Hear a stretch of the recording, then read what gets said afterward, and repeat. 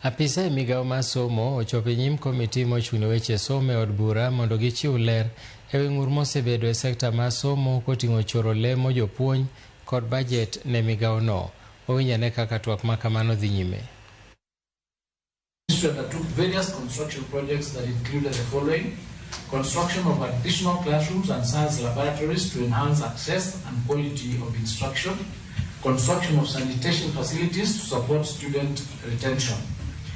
The completed and commissioned projects include the following: one laboratory and 2 classrooms at Moi Kapsowar Girls, 1 classroom at Kapsowar Boys, 1 laboratory and 2 classrooms at St. Mark's Mixed Day and Boarding Lite, 1 classroom at Jabara Boys, 1 laboratory at St. Peter's Marakwet Boys, and 1 laboratory at Yemit Boys. This is summarized as follows. Completed projects that are handed over: classrooms are a total of 6, laboratories are a total of 4, and sanitation facilities are 0 that have not been completed. Incomplete projects include 1 classroom, under classrooms 3 of them are incomplete, under laboratories 6 of them are incomplete, and 4 sanitation facilities are also incomplete.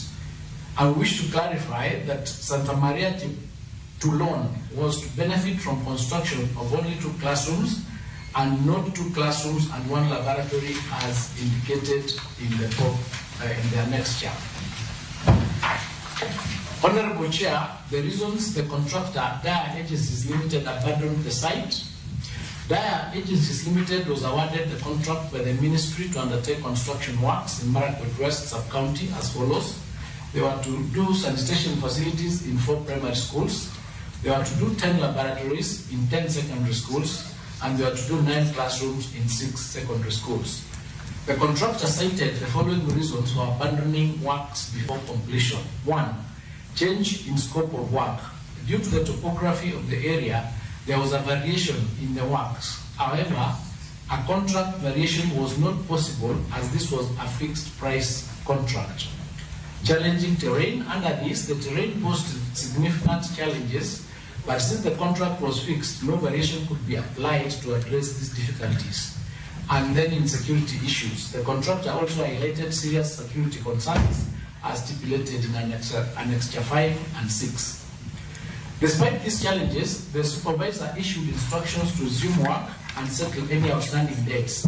The contractor was additionally requested to submit a commitment letter outlining the intention to fulfill any pending obligations. However, the contractor failed to comply with these instructions as indicated in Annexure 7 and 8. On the measures the Ministry of Education is taking to ensure that the unfinished projects are completed, Honorable Chair and members, the Ministry is exploring internal solutions to address the gaps in the incomplete projects. We will also seek to leverage additional partnerships to fill these gaps. The Ministry is not privy, Your Honor, here to arrangements between Daya Agencies Limited and the suppliers. Any contractual arrangements were between Daya Agencies Limited and the suppliers. Unsettled claims arising from the arrangements between Daya Agencies Limited and its suppliers are to be addressed between the parties in accordance with the contractual framework that they signed, as the Ministry was not party or involved in that contract. The Ministry has already paid the contractor to the extent of the certified works. On the plans by the Ministry to review its contractor selection, Honorable Chair and members, the Ministry has adopted a decentralized approach for the implementation of projects going forward. For example, the construction of 9 classrooms was undertaken by schools directly. The Ministry disbursed funds to schools, which then procured contractors and monitored the implementation of these projects locally. To enhance monitoring and supervision, the Ministry will leverage the Geo-Enabling Initiative for Monitoring and Supervision, GEMS, which has been integrated into the National Education Management Information System. Through the embedded Congo toolbox, data on school infrastructure will in the future be efficiently captured by both school administrators and field officers. The GEM tool has been fully incorporated into NEMIS to facilitate real-time reporting on the infrastructure development. I submit. Thank you. Now, let's ventilate on this, because the topography of the area. B, the terrain posed significant challenges. Before you tendered your bid, you can correct me if I'm wrong, all contractors are supposed to do a site visit. Reconnaissance visit, yes. So how now you go tender having gone, because topography cannot change, the terrain cannot change.